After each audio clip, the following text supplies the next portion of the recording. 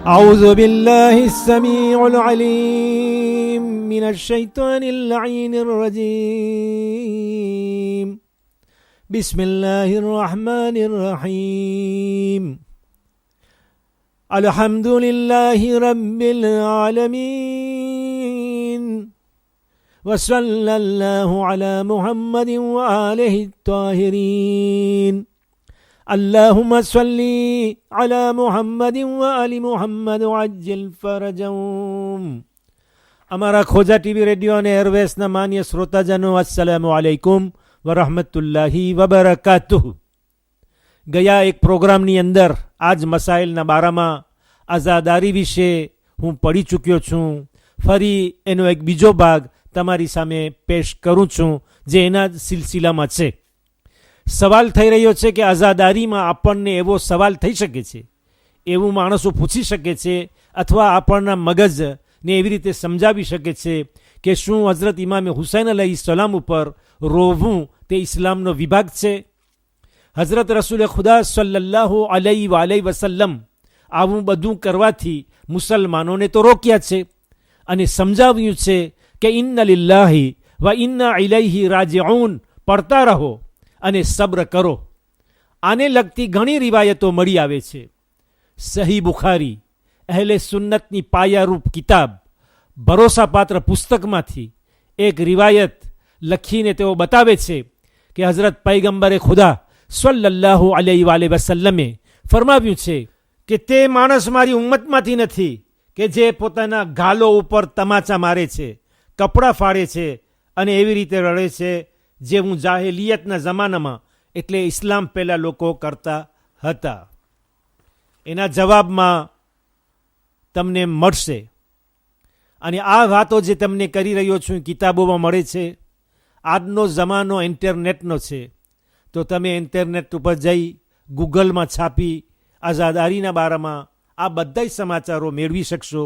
કોઈ વાત છુપી નથી અને અત્યારે છુપી રહેતી પણ નથી, કારણ કે પહેલા જમાનામાં કિતાબોની અંદર પુરાઈને બેઠી હતી. આજે તે ઇન્ટરનેટના પાનાઓ ઉપર, એકરા ઉપર તે સામે આવી ગઈ છે. કોઈ પણ તેને વાંચી શકે છે. મુસલમાન હોય, ગેર મુસલમાન, દુશ્મન હોય કે દોસ્ત હોય, દરેક કોઈને એ વાત સામે મળે છે. કોઈ અજાણ રહી શકતો નથી. જવાબ: આ લોકો રિવાયતથી પોતાની વાતને સાબિત કરે છે. આપણે તેમને કુરાનથી જવાબ આપીએ. સહી બુખારીના લખનારના ઇન્સાનના શબ્દો નથી, આ તો કલામે પાક છે, અલ્લાહના શબ્દો છે, એના વાક્યો છે, કુરાનની જબાન છે, જેના પર કોઈ પ્રકારનો ઇનકાર થઈ શકે નહીં. ઉઠાવી લ્યો હઝરત યુસુફ અલૈહિસ્સલામ નામનો સૂરો, સૂરે યુસુફ, જે 12મા નંબરનો સૂરો છે, અને વાંચો તેની 84મી આયત વેર્સે 84ની અંદર, સૂરા 12 વેર્સે 84ની આયત, જેમાં અલ્લાહ જલ્લ જલાલુહુનો ઇરશાદ થઈ રહ્યો છે કે હઝરત યાકૂબ અલૈહિસ્સલામ તેમના દીકરાઓ સામેથી મોઢું ફેરવી લીધું અને બોલી ઉઠ્યા, યા અસફાહો, હાય યુસુફ. અને ગમના કારણે તેમની બંને આંખો સફેદ થઈ ગઈ હતી અને તે યાકૂબ ગમને સહન કરનારા હતા. અગર તમે આ મુબારક આયતની તફસીરમાં જાઓ તો સમજાય છે કે નબી યાકૂબ અલૈહિસ્સલામ નબી થઈને, પૈગંબર થઈને, માસૂમ થઈને પોતાના દીકરાને એમ કહીને પોકારતા હતા, હાય યુસુફ, હાય યુસુફ. એટલે સુધી કે તેમની આંખો ચાલી ગઈ, આંખોએ પોતાનું નૂર ખોઈ નાખ્યું. તે છતાં અલ્લાહ કહે છે કે યાકૂબ ગમને સહન કરનારા હતા, સબ્ર કરનારા હતા, બેસબરી કરનારા ન હતા, ધીરજને ખોઈ નાખ્યા ન હતા, ભલે આંખોના નૂરને ખોઈ નાખ્યા હતા. અલ્લાહે તેમના નબીના રોવાનો જિક્ર કરીને તેમના વખાણ કરે છે. નબી યાકૂબનું રોવું અલ્લાહને પસંદ છે અને તેમને રોવાથી મના પણ કરતા નથી. અલ્લાહ તેમને કદી યાકૂબને રોવાથી મના કર્યો નથી, ન તેમની નબુવતને પાછી ખેંચી લે છે, ન તેમને કોઈ પ્રકારનો ઠપકો આપે છે.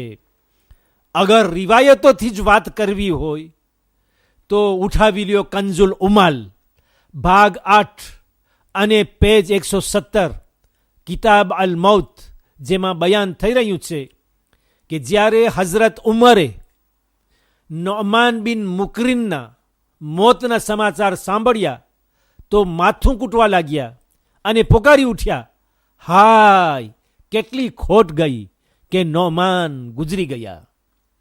જેવી રીતે તબરી પોતાની તારીખ વોલ્યુમ 9 પાનું છે 183, વોલ્યુમ 9 પાસ 183 માં લખે છે, જેનો ઇંગ્લિશમાં પણ ઇસ્માઇલ પૂનાવાલા તરફથી તર્જુમો થયો છે. અબ્બાસ બયાન કરે છે, મેં હઝરત આયેશા ને એમ બોલતા સાંભળ્યા કે અલ્લાહના રસૂલ સલ્લલ્લાહુ અલૈહિ વસલ્લમ મારી છાતી ઉપર માથું રાખ્યા હતા અને દુનિયાથી સીધાવી ગયા. તે દિવસે મારો વારો હતો. તેના બારામાં હું કોઈને છેતરતી નથી. આવું થયું મારી અજ્ઞાનતા અને મારી ભારે જવાની તેના કારણો હતા કે હઝરત રસૂલ સલ્લલ્લાહુ અલૈહિ વસલ્લમ મારી બાજુમાં હતા જ્યારે તેમનો આખરી વખત આવ્યો. પછી લખે છે કે તે પછી જનાબે આયેશાના શબ્દો છે કે તેમનું માથું એક તકિયા, એક ઓશિકા ઉપર મૂક્યું અને હું ઊભી થઈને મારી છાતી કૂટવા લાગી, મારા મોઢા ઉપર તમાચા મારવા લાગી, બધી બીબીઓની સાથે રહીને. અગર માતમની મના હોય, રોવું એક બુરી આદત હોય, ગમ મનાવો તે સુન્નત આઈમ્મા અલૈહિમુસ્સલામ અથવા ઇસ્લામી હુકમોની વિરુદ્ધ હોય, તો પછી આ રિવાયત જેનો આપણી સામે ઉલ્લેખ થયો તેમાં તો હઝરત રસૂલ સલ્લલ્લાહુ અલૈહિ વસલ્લમની બીબીનું અવલોકન થયું છે, અને તે પણ એવી પત્ની કે જેના આપણા અહેલે સુન્નત ભાઈઓ હદથી વધુ વખાણ કરે છે. એની પહેલાની ઘણી રિવાયતો રજૂ થઈ ચૂકી છે. તે બધી ત્યાંથી આવી છે, એ આપણા તરફથી નથી. હઝરત અબુ બકરની દીકરીને બધી રજા છે, આપણને રજા નથી. હઝરત ઉમરને કોઈના ગમ ઉપર માથું કૂટવાની રજા છે, આપણને રજા નથી. ખલીફાઓ બુરા કામ કરે તો તે પવિત્ર છે, પાક છે, વખાણને લાયક છે, તે સારા કહેવાય. આપણે નેક કામ કરીએ તો પણ તેને બુરા સમજવામાં આવે. હવે મને તમે સમજાવો કે સુન્નત રસૂલ કઈ બાજુએ છે, તે આપ લોકો જ બતાવશો. અગર અલ બિદાયા વન નિહાયા વોલ્યુમ 5 પાંચમો ભાગ છે, પ્રકરણ પાશ 420 નંબરનો 420 નંબરનું પાનું છે. તમે જુઓ, તમને તેની અંદર એ જ વાક્યો ઇબ્ને કસીર તરફથી વારિદ થયેલો મળશે. બિલકુલ તેની કોપી છે. વાલૈકુમ સલામ વરહમતુલ્લાહિ વબરકાતુહુ. અને આવતા પ્રોગ્રામ સુધી અલ્લાહ હાફિઝ. أعوذ بالله السميع العليم من الشيطان اللعين الرجيم. بسم الله الرحمن الرحيم. الحمد لله رب العالمين وصلى الله على محمد وآله الطاهرين. اللهم صل على محمد وآل محمد وعجل فرجهم. અમારા ખોજા ટીવી રેડિયો અને એરવેસના માન્ય શ્રોતાજનો, આ મસાઇલનો કાર્યક્રમ તમે રેયુનિયન ટાપુ અને સેન્ધની પાટનગરથી સાંભળી રહ્યા છો. એક સવાલ જે આવ્યો છે તમારી સામે તરત રજૂ કરું છું. અગાઉ માતમે હુસૈન અલૈહિસ્સલામ ઇમામવાડાની અંદર થતું હતું. હવે માતમ બહાર, જેને સહન કરવા કહેવામાં આવે છે, આસમાન નીચે ખુલ્લી જગ્યામાં થાય છે. અને મર્દો, જવાનો, બચ્ચાઓ પોતાની શમીઝ ઉતારીને જંજીરથી માતમ કરતા હોય. ઘણી આપણી મા બહેનો, દીકરીઓ ભેગી થઈને તે ખુલ્લા વાંસાઓને જોઈ રહી હોય. શું ઔરતોને મર્દોના આવી રીતે ઉગાડા વાંસાઓ જોવાની રજા છે? અવરતો માટે ઘણી સખ્તાઈ છે. અગર સામે પરાયા મર્દો હોય તો આ જગ્યામાં કેવી રીતે છે?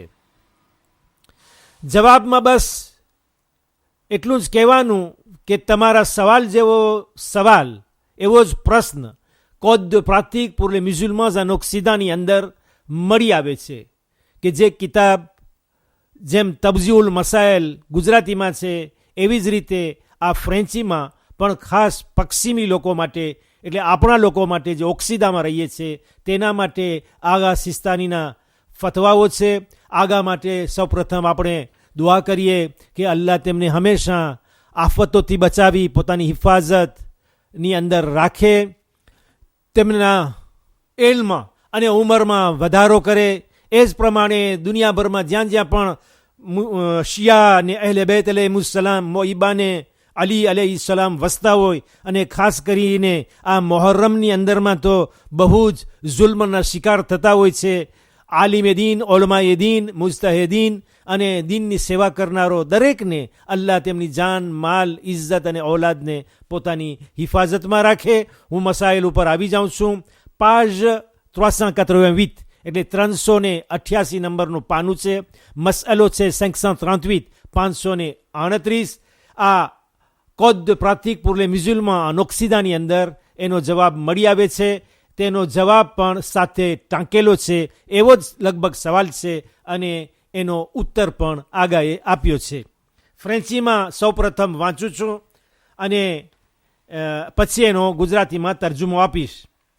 Est-il permis aux femmes de regarder le corps des hommes qui ôtent leurs habits pendant les cérémonies funèbres? આગા જવાબ આપે છે ટૂંકમાં qu'elles abandonnent le fait de les regarder par précaution obligatoire. એટલે કે એહતિયાત એ વાજિબ છે કે તે ઔરતો આવા મર્દોને જોવાનું છોડી આપે. યાને કે આગા સિસ્તાની સાહેબની નજરમાં આવું દ્રશ્ય જોવાની રજા નથી. ભલે તેણે હરામ શબ્દનો ઉપયોગ કર્યો નથી, પણ તેનાથી તે છેટે નથી. બની શકે અને ઈચ્છવાજોગ છે કે એટલે કે એહતિયાત વાજિબ છે, બહેતર અને સારું છે, તેનાથી બચવું જોઈએ કે પોતાની આંખોને તે જોવાથી રોકે. વાલેકુમ સલામ વરહમતુલ્લાહી વબરકાતુહુ. અત્યારે તમે મુલ્લા નિસાર હુસૈન રાજપરને સાંભળી રહ્યા હતા. ખુદા હાફિઝ.